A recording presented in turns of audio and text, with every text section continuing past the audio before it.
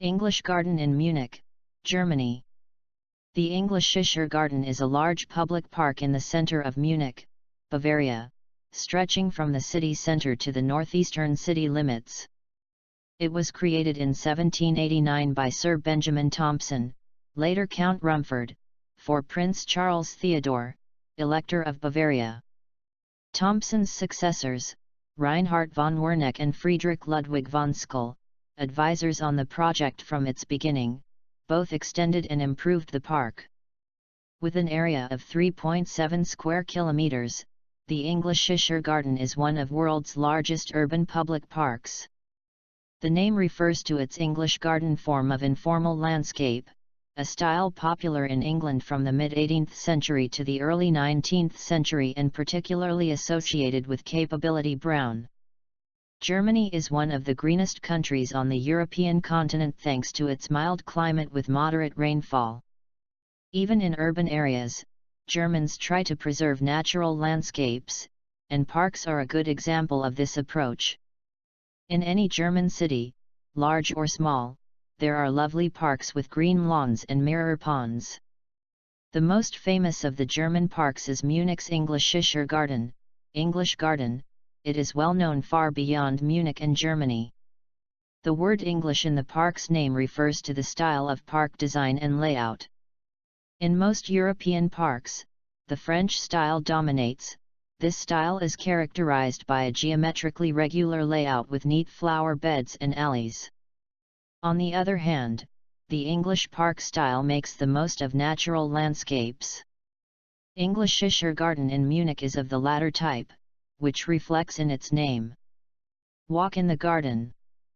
Living in Munich, we often come to the park, just for a stroll to relax in nature close to the city center. Sometimes we also stop for beer in one of the beer gardens, under the canopy of chestnut trees. I will try to describe a generalized walk through the park drawn from many visits. We begin our walk from the Haus der Kunst, House of the Arts. The nearest U-Bahn stations are Lehel or Odeonsplatz, depending on where you are coming from. When facing the somewhat gloomy building of the Haus der Kunst, the entrance to the park is to the right, though it is not marked in any way. There is always a small crowd of people here watching a very interesting attraction. The Eisbach stream rapids form a so-called standing wave at this location, which is suitable for surfing.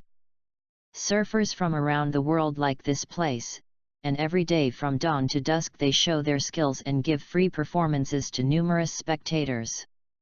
We have seen this spectacle many times, and yet again and again admire this unusual show. Having enjoyed this entertainment for a little, let us go further into the park. It is better to walk along a small river, rather a creek or stream, which is called Schwabinger Bach. It flows through the entire park to its northern part. There are lovely green meadows on the river banks, where Munich residents like to have picnics and grills, barbecue. Many simply relax and sunbathe if the weather complies. One can do it in a nudist area, for example, on the Schönfeldwiese meadow on the west bank of the stream. Anyone interested can stay here. As for the rest of you, let's continue on to more park's attractions. Monetarist, Chinese pagoda, and beer gardens. We are now coming to a small green hill to the right from the stream. On the hilltop there is a round colonnade structure which looks like a miniature antique temple or simply an exquisite gazebo. Its architecture is clearly of the Greek style. This is the Monetarist Rotunda, built almost 200 years ago. In addition to the columns, it has a distinctive dome decorated inside with colorful frescoes. It is worth going inside to admire these murals. This pretty structure looks very inviting on the background of green meadows and hills, so it seems suitable to shoot a couple of photos here. Another 5 minutes walk deeper into the park from the Monetarist, and a pastoral idyll of peace and birdsongs is replaced by Bavarian folk music and the roar of thousands of voices. We are approaching the main attraction of Englischer Garten, namely, Chinese pagoda and a huge beer garden around it. The wooden structure, which is only stylized as a pagoda, is more than 200 years old.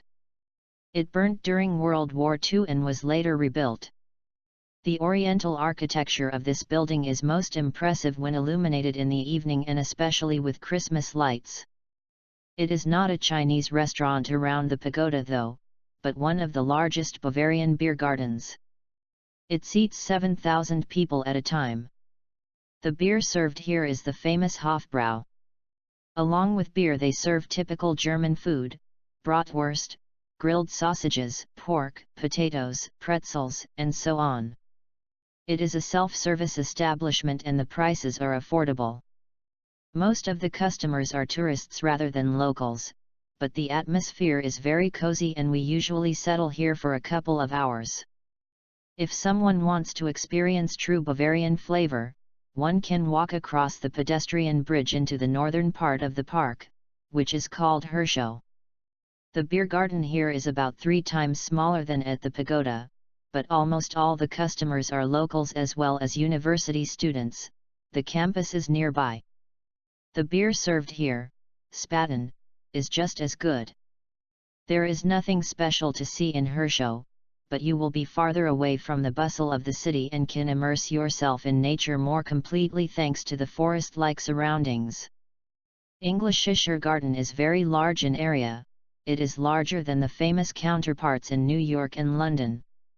Therefore, it is better to allocate almost the entire day, at least until dusk, for a visit.